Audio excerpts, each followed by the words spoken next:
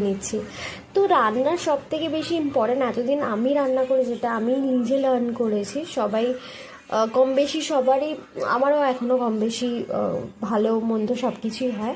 আর আমি এটা বুঝেছি, মশলা তুমি যতক্ষণ না ভালো করে রান্না করবে, যতক্ষণ না তেলটা রিলিজ হবে প্রপারলি, মশলার যে ফ্লেভার্সগুলো এনহ্যান্স হয়।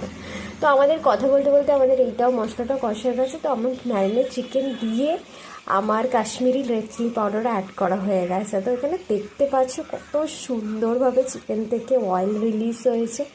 এখানে আমি আলাদা করে কোনো তেল দিইনি, পুরোটাই চিকেনের ম্যারিনেট যেটা তেল ছিল আর আমার যে অনিয়নের মশলার সাথে যে তেলটা ছিল, আলাদা করে আমি কোনো তেল দিইনি।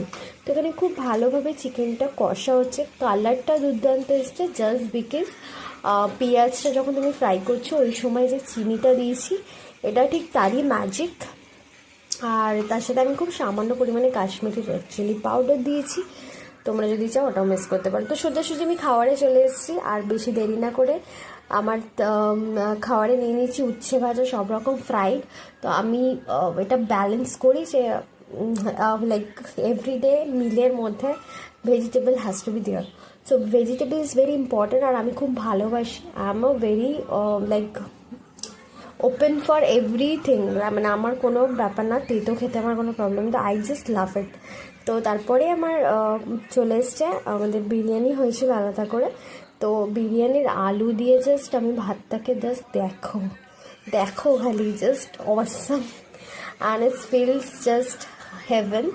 তো মাঝে মাঝে একটু এরকম একটু অয়েলি খাবার বাড়িতে চলে, তো মাঝে মাঝে খাওয়া যেতে পারে। তো এটা মাঝে মাঝে, রোজ নয়, তবুও রোজ এরকম খাবার আমি খাবো, মানে আমি খাই না। It's not healthy to have every day dislike food. So হ্যাঁ, মাঝে মাঝে খেতে পারো।